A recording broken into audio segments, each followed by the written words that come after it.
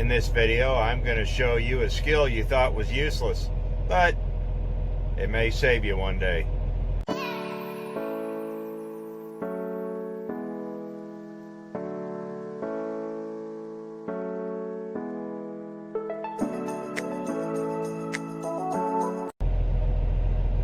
In our modern, enlightened electronic era, everybody is dependent on things like GPS and puts way too much faith in technology. And while technology is important, it really has its limits, and a lot of people don't realize that. So I'm going to show you today how to use one of these. They're a whole lot more important than you think and have a whole lot more information than your GPS. It takes a little bit of work, but in a pinch, it'll get you out of a jam, because GPSs are only as smart as the guy who programmed them. Just remember that. Map reading is starting to turn into one of those lost arts. It's a whole lot more important than people realize. It will help you get around. It'll help you navigate. If you know how to read street signs and addresses and understand what all the numbers and stuff mean, it'll get you a whole lot further in this world. And you really don't learn that on GPSs. GPSs will lead you down a blind alley. You know, you'll have an odd number address, and it'll tell you it's on the right side of the road, and down a blind alley. I've had that happen. And so if you learn how to read a map, you can actually use that in tandem with your GPS, and it'll actually be a whole lot easier. I get a new road map every year, and it tells you a lot of different things. So let's go over some of the things the road map tells you that the GPS doesn't. So as we sit here and open our atlas, we look at what's in here and all that, and we're going to skip over all of this, but this right here is what we want to look at. And this is the map legend. It goes over what every different thing on the map actually means. So that's important. So now we skip over to this, and this is just basically all the interstates and all the main U.S. highways. So this is a great place to start. GPSs are a handy tool, don't get me wrong, I've said that a couple times. But as I show you this next picture, this is going to basically crystallize why you need to have a good geographical sense of where you're at, because GPSs will get you into trouble if you don't understand where you're at or don't understand how to get here and there. You wouldn't believe how many people I talk to who don't know how they got to work. I wish I was joking. So as I show you this next picture, you're going to understand why I don't trust them, and why I always have a secondary procedure and know how to find where I need to go without a GPS.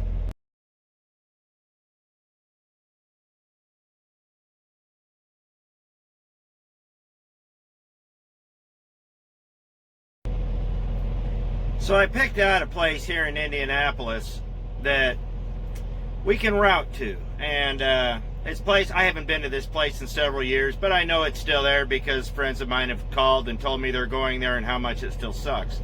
But it's a cold storage, and so I did Google Earth it and then put the address underneath it if you want to follow along, which, but, so I don't mean to sound a little hypocritical, but it was just easier to do there, give you an overview of what it was, and then we will overlay it with a street map. So let's get to it.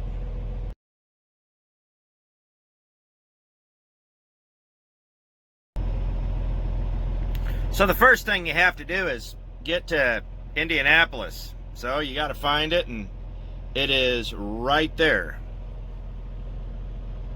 Trouble is, we are right here today.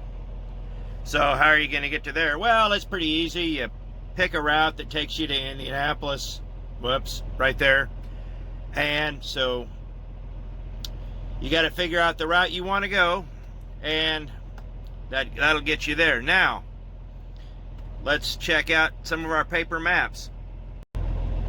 So, we will most likely be coming in off 74 up here. We'll take it down here to Indianapolis. Now, this will get you to the loop. And you know it's in this area over here. So now, we need to find what's in this area. In reality, you'll know where you're going, and the atlas is a whole lot smaller than one of those big fold-up paper maps. So, that's just, but I thought the big fold-up paper map would be fun. So, now, we know we're going to be going to Indianapolis on Interstate 74 and hit the loop at 465. So, this is where the regional map comes in, Indianapolis and vicinity. So, it gives you all the major streets. Now, let's not really go into this. I'll show you how this works, but then we'll compare it to a street map and I'll show you the difference. This big map will get you close. It gives you an overview. It's kind of like a zoom in of the state map. Gives you the surrounding cities and towns and whatnot, and it'll get you close to where you're going. If you're just traveling through or you need to know the routes through town, there is a need for this map. It's probably the least used map of all of them, but it will give you distances, exit numbers, and get you close. Now, we know we're going to Keystone South Keystone Avenue. So, we'll flip it over and see if Keystone Avenue is in the legend. Now, you got to go find K. Here's K here. So, we will Keystone Avenue. Z25. So, we will open this up, flip this map over, and okay, so here's 25, and let's find Z. So Z is right here. So you follow Z up 25, and it is right, it's right around here. Let's see if we can find it. Sometimes it takes a minute because I'm slow.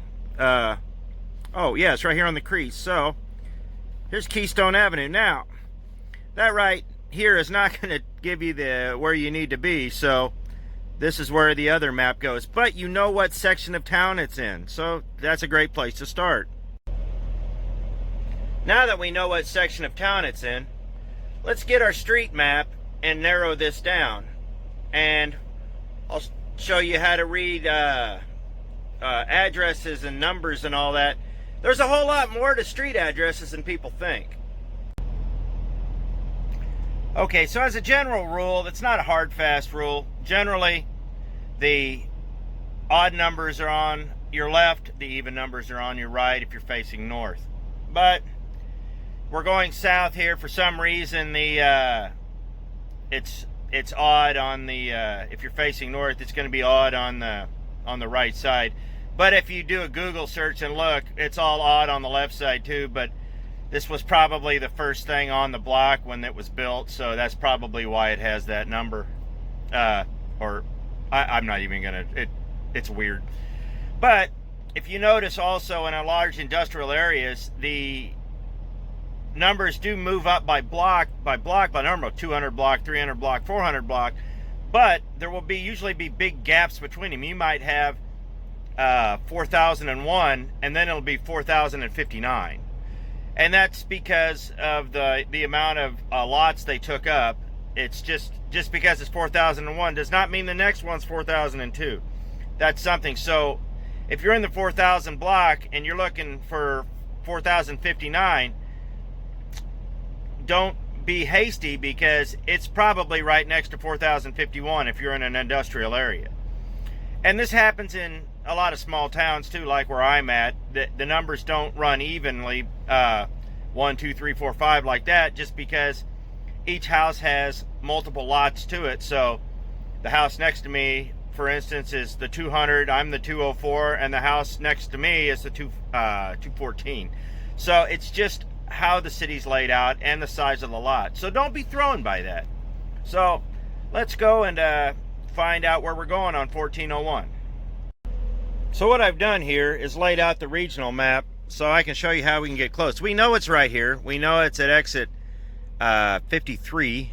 Is that 50? No, wait, it should be, oh, there is no exit. So it's right here. You have to get off at exit 107, if I remember right. So we know we get off at exit 107, but it goes under the loop here. So we know it's just on this side of 65 South. So we come over here to the street map, just this side of 65 South. We go up here to, oh, here's the loop right here. And Keystone Avenue is right here. Okay. These little numbers are important. This is the 4,000 block of Keystone. We go up, it's 3,600. And as we go up, we want 1401. So we travel up this way. And we just keep going up. There's the 1900 block. Here's the 1500 block. And here's the 1400 block right here. See, that says 13. So this right here is the 1400 block. Now, it's right in here. So that's how you get there. Now, you need to know which highway to get off of. So you go up 65 here, you get off on Raymond, go over here to Keystone, go north. Now, if you're, depending on north and south, there's a North Keystone Avenue and a South Keystone Avenue. North Avenues and South Avenues, just like any town, like your North Main and South Main, there will be a central access point for that street where everything starts off at 1.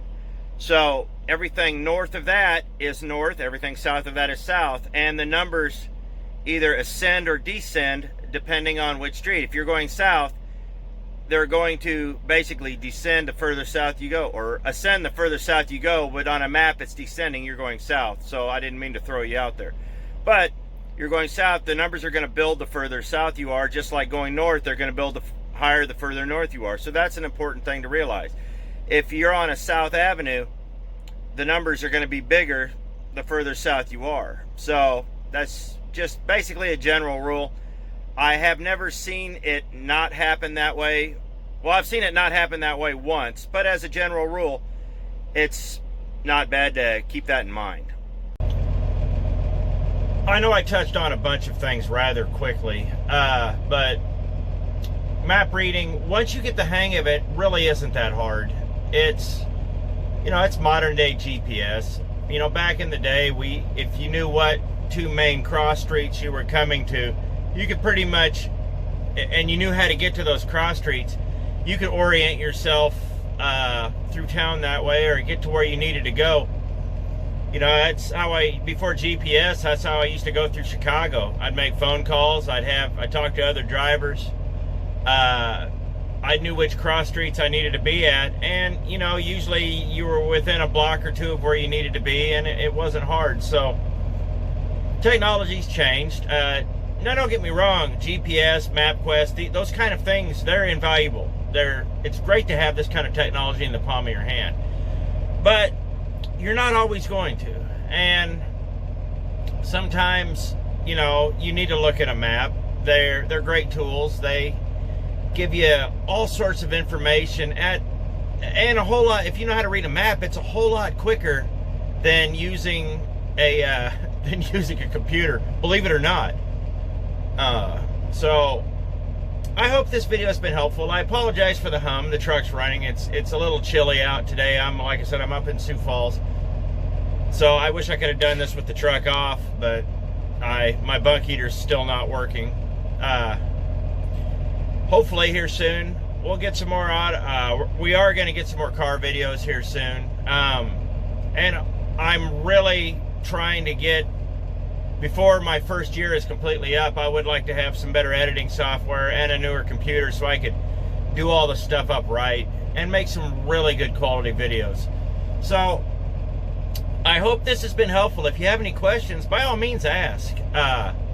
Maps, I like maps. I have maps from the late 1800s to current. It's just, they're a hobby, and, you know, and they can be used for more than decoupage. So, if you liked it, let me know. I hope you liked the video. Please like, share, subscribe, all that other crap every other YouTuber says. And I'm going to try to bring you some more interesting content here soon. So thanks for watching, and we'll catch you next video.